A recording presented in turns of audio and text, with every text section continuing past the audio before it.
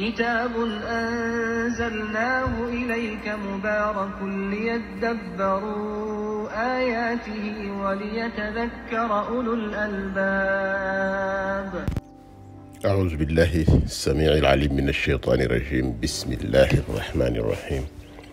الحمد لله والصلاة والسلام على الحبيب المصطفى وعلى الآل والأصحاب. Chers frères, chères sœurs, par la grâce d'Allah subhanahu wa ta'ala, nous voici revenus autour de la table du Coran pour essayer de décrypter ces versets, d'en comprendre quelques sens et de pouvoir les utiliser pour éclairer notre œuvre sur terre afin d'avoir l'agrément d'Allah Azza wa Jal. Aujourd'hui, nous vous proposons de visiter les versets 142 à 147 et de les subdiviser en deux parties. Une partie qui concernera les versets 142 à 144 et une dernière partie qui concernera les versets 145 à 147. Nous allons écouter cette première partie 142 à 144 avec Al-Ghamidi. سيقول السفهاء من الناس ما ولاهم عن قبلتهم التي كانوا عليها قل لله المشرق والمغرب يهدي من يشاء إلى صراط مستقيم وكذلك جعلناكم أمة وسطا لتكونوا شهداء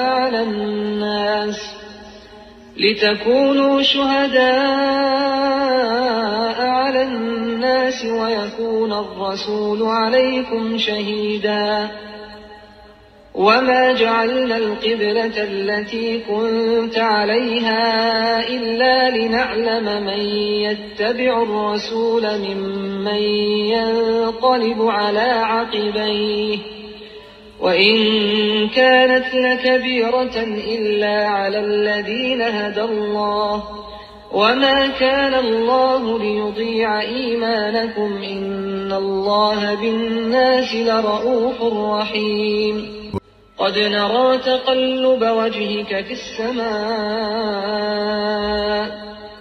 فلنولينك قبلة ترضاها فول وجهك شطر المسجد الحرام وحيث ما كنتم فولوا وجوهكم شطره وإن الذين أوتوا الكتاب ليعلمون أنه الحق من ربهم وما الله بغافل عما يعملون. Ces versets 142 à 144 parlent du changement de direction pour la prière et l'accueil que les autres qui vivaient avec le prophète Mohammed sallallahu alayhi wa sallam et qui étaient promptes à se moquer de ses décisions avaient fait de ces versets. Allah subhanahu wa ta'ala dit: les faibles d'esprit diront sayaqulu as-sufaha'u minan nasi. Ces faibles d'esprit qui étaient avec le prophète Mohammed sallallahu alayhi wa sallam dirent ma wallahum an qiblatihim allati kanu alayha. Qui les a détournés de la direction, la qibla, vers laquelle ils s'orientaient auparavant. Parce que le prophète sallallahu alayhi wa sallam se dirigeait en priant vers Jérusalem, Bayt al-Maqdis.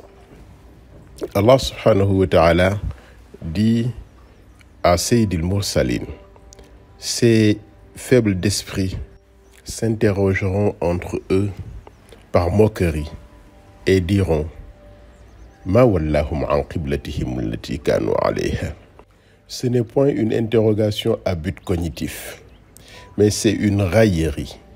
Comme dire que le messager d'Allah ne sait pas où se tourner, comme s'il était en train de se chercher. Il est intéressant de partager les inspirations fulgurantes de Sha'rawi sur cette question en disant qu'Allah Azza wa Jal annonce que les simples d'esprit s'interrogeront sur ce changement de direction. Sha'rawi dit que cette annonce est en elle-même un défi, car avant même que cette nouvelle orientation ne fût prise, Allah informe le messager qu'ils poseront ces questions et il lui donne la réponse. C'est pour qu'ils comprennent qu'on n'adore pas une direction donnée, ni une ville donnée, mais le Seigneur de l'universel, le maître des 4 points cardinaux, ce maître qui est partout. Qul lillahi al-mashriq wal-maghrib yahdi man yasha'u ila siratin mustaqim. C'est à Allah qu'appartiennent le levant et le couchant. Il guide qui il veut vers un droit chemin. Cette universalité appartient à Allah et cette universalité est dans le Coran enseignée par le messager Al-Habib al-Mustafa. C'est par cette universalité que la communauté du meilleur des créatures, Rasulullah sallallahu alayhi wa ala alihi wa ashabihi, est érigée comme une communauté des meilleurs. Parce qu'une communauté juste, une communauté témoin de la continuité de la révélation à travers tous les prophètes, une communauté témoin par sa profession de foi, la ilaha illallah, une soumission totale à Allah, de la continuité de la religion d'Abraham qui nous a enseigné cette sublime soumission à Allah sans aucune forme d'associationnisme. Et le prophète, lui, sera témoin de l'adhésion de cette communauté à cette chaîne de foi pure. وَكَذَلِكَ جَعَلْنَاكُمْ أُمَّةً وَسَطًا لِتَكُونُوا شُهَدَاءَ عَلَى النَّاسِ. Et aussi, nous avons fait de vous une communauté de justes pour que vous soyez témoins aux gens. وَيَكُونَ الرَّسُولُ عَلَيْكُمْ شَهِيدًا, comme le messager sera témoin à vous. Par la suite, Allah déclare que le changement de direction est aussi une épreuve pour que les fidèles se distinguent des lâcheurs. Ce fut une décision de grande importance, difficile et critique, mais une décision qui permet de distinguer les vrais croyants aux compagnons de facilité. Le Coran nous le compte. وَمَا جَعَلْنَا الْقِبْلَةَ الَّتِي كُنْتَ عَلَيْهَا إِلَّا لِنَعْلَمَ مَنْ يَتَّبِعُ الرَّسُولَ مِمَّنْ يَنْقَلِبُ عَلَى عَقِبَيْهِ وَإِنْ كَانَتْ لَكَبِيرَةً إِلَّا عَلَى الَّذِينَ هَدَى اللَّهُ. Et nous n'avions établi la direction vers laquelle tu te tournais que pour savoir qui suit le messager et qui s'en retourne sur ses talons. C'était un changement difficile, mais pas pour ceux qu'Allah guide. Ceci nous renseigne que le changement d'orientation peut désorienter les gens d'une communauté et être le prétexte pour les opportunistes, pour les dubitatifs, pour d'autres de lâcher le guide, de quitter le groupe. Mais s'ils le font, c'est que c'est une nouvelle vie pour la communauté, car les sincères restent et avec leur foi et leur ardeur, le mouvement continue et avance. Le changement de direction par rapport à la prière est consécutif à 16 ou 18 mois de prière orientés vers Jérusalem. Et les Juifs disaient, voilà que Mohammed réfute notre religion et se dirige vers notre Qibla. Allah donna au prophète l'ordre de changer de direction. قد نرى تقلب وجهك في السماء فلنولينك قبلة ترضاها فول وجهك شطر المسجد الحرام وحيث ما كنتم فولوا وجوهكم شطره وإن الذين أوتوا الكتاب ليعلمون أنه الحق من ربهم وَمَا اللَّهُ بِغَافِلٍ عَمَّا يَعْمَلُونَ. Certes, nous te voyons tourner le visage en tous sens dans le ciel. Nous te faisons donc orienter vers une direction qui te plaît. Tourne donc ton visage vers la mosquée sacrée. Où que vous soyez, tournez vos visages. Tournez-y vos visages. Certes, ceux à qui le livre a été donné savent bien que c'est la vérité tenue de leur Seigneur et Allah n'est pas inattentif à ce qu'ils font.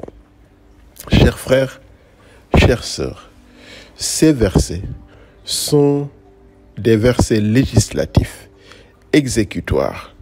C'est à partir de là que l'ordre a été donné au messager d'Allah de changer de direction. Même si Allah subhanahu wa ta'ala, comme il l'a dit, est le maître de l'Orient et de l'Occident. C'est le maître de toutes les directions. Et il est partout, à toutes les directions. Walillahi al-mashriq wal-maghrib. Certes, mais désormais, la communauté est une communauté de synthèse de toutes les directions où l'on exalte sa face Azza wa Jal. Par conséquent, revenir à la source où toutes les exaltations ont émané. Cette source-là, c'est la Kaaba. Et désormais, les musulmans ont reçu l'ordre de s'orienter au niveau de leur prière. Cette source, qui est la Kaaba, est la première maison dédiée à Allah pour y exalter son nom, comme dit le Coran. Inna awwala baytin wudi'a lin-nasi lalladhi bi Bakkata mubaraka wa hudan lil alamin. La première maison qui ait été édifiée pour les gens, c'est bien celle de Bakka, c'est-à-dire la Mecque, bénie et une bonne direction pour l'univers. C'est donc là-bas où demeure encore en témoin l'endroit où s'est tenu debout Ibrahim, le père du Tawhid, Maqamu Ibrahim, que l'on visite chaque fois qu'on fait la circumambulation au niveau de la Mecque. Fihi ayatum bayyinatum, nous dit le Coran. Fihi ayatum bayyinatum maqamu Ibrahim, wa man dakhalahu kana amina, walillahi ala an-nasi hijjul bayti man istata'a ilayhi sabila. Là, à la Mecque, au niveau de ce temple, de la première maison dédiée à l'exaltation de sa face Azza wa Jal, là sont des signes évidents, parmi lesquels l'endroit où Abraham s'est tenu debout. Donc, Allah subhanahu wa ta'ala a offert au prophète Mohammed sallallahu alayhi wa sallam et à sa communauté la meilleure des directions. Elle est la préférence même du messager d'Allah. Et le Coran dit قد نرى تقلب وجهك في السماء فلنولينك قبلة ترضاها. Parce que c'est celle de ton père Ibrahim. Alors désormais, فولي وجهك شطر المسجد الحرام. Où que vous soyez aussi, فولوا وجوهكم شطره. Tournez-y vos visages. Chers frères, chères sœurs, nous allons écouter la suite, les versets 145 à 147, Inch'Allah.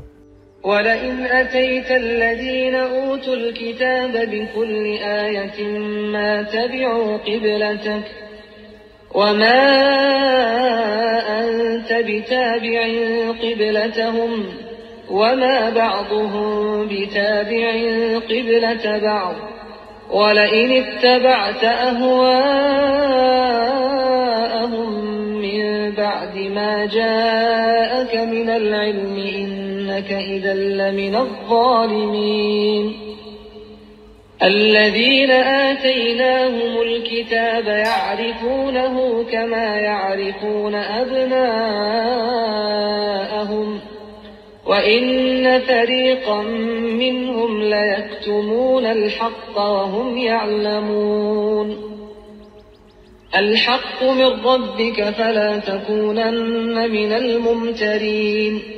Chers frères, chères sœurs, Allah Azza wa Jalla nous oriente dans ces versets dans la direction de ceux qui doivent être fermes sur leurs convictions, savoir qu'Allah subhanahu wa ta'ala est le révélateur de la vérité sur le meilleur des messagers, Sayyidil Mursalin, Sayyidina Muhammad sallallahu alayhi wa ala alihi wal ashab. Il nous incite à nous cramponner à cette vérité-là et à ne pas nous laisser distraire par tout discours, aussi clinquant qu'il soit, parce que la beauté du discours ne signifie pas forcément la substance ou l'essence. Par conséquent, il nous faut rester ferme sur cette vérité-là et il nous faut nous cramponner à ce câble d'Allah subhanahu wa ta'ala, sans nous laisser distraire par tout autre discours, sans suivre nos propres passions ou les desiderata des adeptes des autres religions. Allah dit: وَلَئِنْ أَتَيْتَ الَّذِينَ أُوتُوا الْكِتَابَ بِكُلِّ آيَةٍ مَا تَبِعُوا قِبْلَتَكَ وَمَا أَنْتَ بِتَابِعٍ قِبْلَتَهُمْ وَمَا بَعْضُهُمْ بِتَابِعٍ قِبْلَةَ بَعْضٍ وَلَئِنِ اتَّبَعْتَ أَهْوَاءَهُمْ مِنْ بَعْدِ مَا جَاءَكَ مِنَ الْعِلْمِ إِنَّكَ إِذًا لَمِنَ الظَّالِمِينَ. Certes, si tu apportais toutes les preuves à ceux à qui le livre a été donné, ils ne suivraient pas ta direction, ta qibla, et tu ne suivras pas la leur, et entre eux, les uns ne suivent pas la direction des autres. Et si tu suivais leur passion, après ce que tu as reçu de science, tu serais certes du nombre des injustes.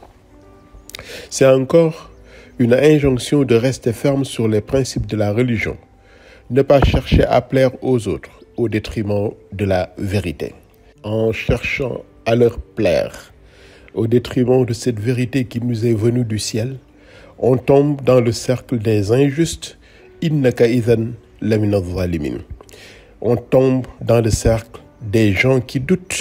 Wala takun minal mumtarin. Alors, il faut que le musulman reste cramponné, reste ferme sur la vérité par laquelle le messager a été envoyé, la vérité avec laquelle il nous a guidés, la vérité céleste, al-haqqu min rabbik. Par conséquent, ne sois donc pas de ceux qui doutent, fala takunanna minal mumtarin. Ceci est d'une certaine importance pour Allah Azza wa Jal, car nous retrouvons la même injonction dans Ali Imran, al-haqqu min rabbik. Fala takun minal mumtarin. La vérité vient de ton Seigneur. Ne sois donc pas du nombre des sceptiques.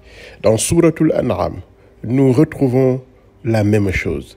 أفغير الله أبتغي حكما وهو الذي أنزل إليكم الكتاب مفصلا والذين آتيناهم الكتاب يعلمون أنه منزل من ربك بالحق فلا تكونن من الممترين.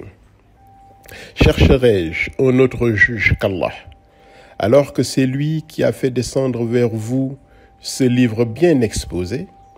Ceux auxquels nous avons donné le livre savent qu'il est descendu avec la vérité venant de ton Seigneur. Ne sois donc point du nombre de ceux qui doutent. Dans Surat Yunus, nous lisons: فَإِن كُنْتَ فِي شَكٍّ مِّمَّا أَنزَلْنَا إِلَيْكَ فَاسْأَلِ الَّذِينَ يَقْرَؤُونَ الْكِتَابَ مِن قَبْلِكَ لَقَدْ جَاءَكَ الْحَقُّ مِن رَّبِّكَ فَلَا تَكُونَنَّ مِنَ الْمُمْتَرِينَ. Et si tu es en doute sur ce que nous avons fait descendre vers toi, interroge alors ceux qui lisent les livres révélés avant toi. La vérité, certes, t'est venue de ton Seigneur. Ne sois donc point de ceux qui doutent. Dans tous ces passages, Allah subhanahu wa ta'ala insiste sur la source de la vérité, sur l'origine céleste de la vérité. Al-haqqu min rabbik. Dans An'am, annahu munazzalum min rabbika bil haqq.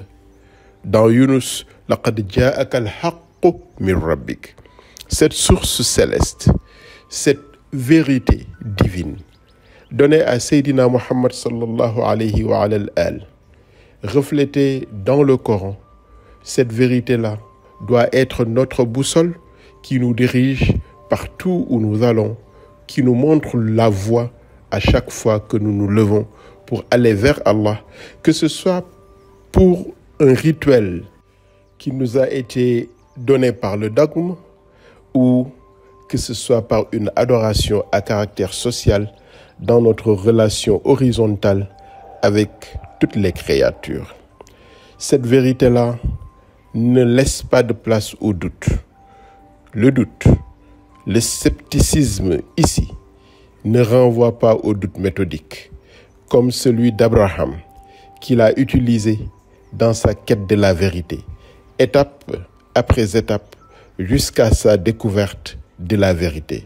Oui, le musulman utilise ce doute méthodique, qui n'est pas un doute pernicieux, ce doute qui permet de vérifier et d'aller de l'avant pour trouver ce qui est convaincant, et dès lors que ce qui est convaincant est entre les mains, nous en tenir à cette vérité-là et l'appliquer. Et ce doute méthodique est celui qu'Abraham a utilisé jusqu'à vérifier que toutes les divinités, tous les semblants de divinité sont des objets ou des choses éphémères dont l'existence est inscrite dans l'évanescence, jusqu'à ce qu'il se retrouve face à Allahu Azza wa Jal et il adhère totalement à cette vérité-là. Il dit: je tourne mon visage exclusivement vers celui qui a créé à partir du néant les cieux et la terre. Inni wajjahtu wajhiya lilladhi fatara as-samawati wal arda hanifan wa ma ana minal mushrikin, et je ne suis point de ceux qui lui donnent des associés. Ce doute est une quête et une recherche de Dieu. Comme dit Al-Ghazali, min ash-shakk ila al-yaqin. C'est différent du doute pernicieux, de l'inspiration maléfique qui cherche à détourner l'individu de la vérité et à le dévier du chemin qui mène vers la justice pour l'encourager à entreprendre le chemin de l'ignorance et de l'injustice ici-bas. وَلَئِنِ اتَّبَعْتَ أَهْوَاءَهُمْ مِنْ بَعْدِ مَا جَاءَكَ مِنَ الْعِلْمِ إِنَّكَ إِذًا لَمِنَ الظَّالِمِينَ. Et si tu suivais leur passion après ce que tu as reçu de science, tu serais certes du nombre des injustices. Chers frères, chères sœurs, le doute pernicieux nous conduit sur le chemin de l'ignorance, de l'obscurité, sur le chemin de l'injustice et de l'insécurité, ici comme dans l'au-delà. Ce doute est l'œuvre du maléfique qui a essayé de tenter Abraham dans son épreuve lorsqu'Allah Azza wa Jal lui a demandé d'égorger son fils. C'est contre tout cela qu'Allah subhanahu wa ta'ala met en garde le musulman à travers cette insistance pour qu'il sache que cette vérité céleste, que cette vérité divine, le Coran et tout ce qu'elle recèle vient d'Allah subhanahu wa ta'ala. Al-haqqu min rabbik. Par conséquent, il faut s'éloigner de l'obscurité de l'incroyance. Il faut s'éloigner du doute pernicieux. Il faut s'éloigner du scepticisme qui nous égare. Fala takunanna minal mumtarin. Pour compter parmi les croyants sincères, comme Sayyidina Ibrahim, soumis absolument à Allah subhanahu wa ta'ala, lorsque le Seigneur lui dit « Soumets-toi » إِذْ قَالَ لَهُ رَبُّهُ أَسْلِمْ قَالَ أَسْلَمْتُ لِرَبِّ الْعَالَمِينَ. Il s'est soumis entièrement et absolument. C'est cela qui nous permet de rester les croyants sincères sur la ligne d'Abraham et de bénéficier de la guidance d'Allah subhanahu wa ta'ala ici-bas et de la sécurité dans l'au-delà. Alladhina amanu wa lam yalbisu imanahum bi dhulmin ulaika lahumul amnu wa hum muhtadun. C'est ce que nous enseigne le Coran. Ceux qui ont cru et qui n'ont point troublé la pureté de leur foi par une quelconque iniquité, par l'associationnisme, par les effets de l'ignorance et de l'obscurantisme, ceux-là ont la sécurité et ce sont eux les bien guidés. Qu'Allahu Azza wa Jal nous compte parmi ceux-là. Chers frères, chères sœurs, nous nous en limitons à ces versets pour ce jour et nous rendons grâce à Allah subhanahu wa ta'ala en priant qu'il nous fasse bénéficier d'une bonne santé et que nous puissions nous retrouver demain, Inch'Allah ta'ala, pour suivre notre voyage à travers les lignes du Coran. Qu'Allah accepte nos jeûnes, nos dévotions, toutes nos dévotions, et qu'il agrée notre amour profond pour Al-Habib al-Mustafa wa sallallahu wa sallam wa barak ala sayyidina wa maulana Muhammad wa ala alihi wa ashabihi. Wassalamu alaykum wa rahmatullahi wa barakatuh.